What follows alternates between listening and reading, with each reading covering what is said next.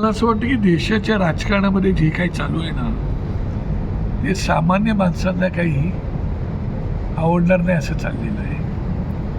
आत्ताच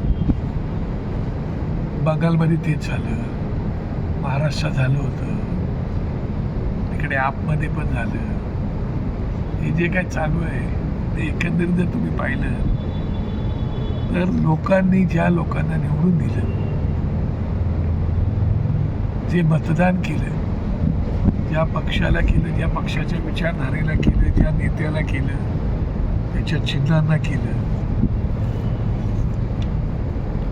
तो तर सन्मान राखला जातच नाही. पण त्यासोबतच ज्या विचारधारेला लोकांनी मतदान केले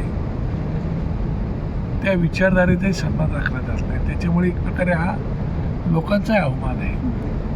त्याच्यामुळे दुर्दैवाने बोलावं लागते आत्ताच्या राजकारणाविषयी.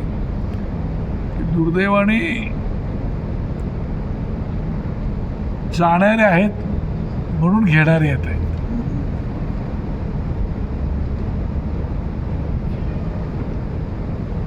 जर जाणारे नसतं तर घेणारे येणारच नसतात.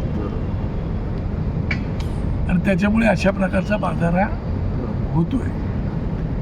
त्याच्यामुळे जाणारी जी पण मंडळी आहे त्या लोकांना स्वतःलाच विचार करायला पाहिजे की आपण काय करतो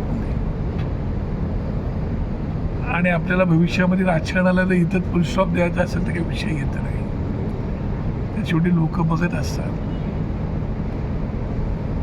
त्यासोबतच लोकांचा EVM मशीनमधील विश्वास उडाला आहे. आता तुम्ही बघितलं तर बंगालात EVM मशीनच जाळून टाकले, म्हणजे मतदान झालेलं ते गायब झालं.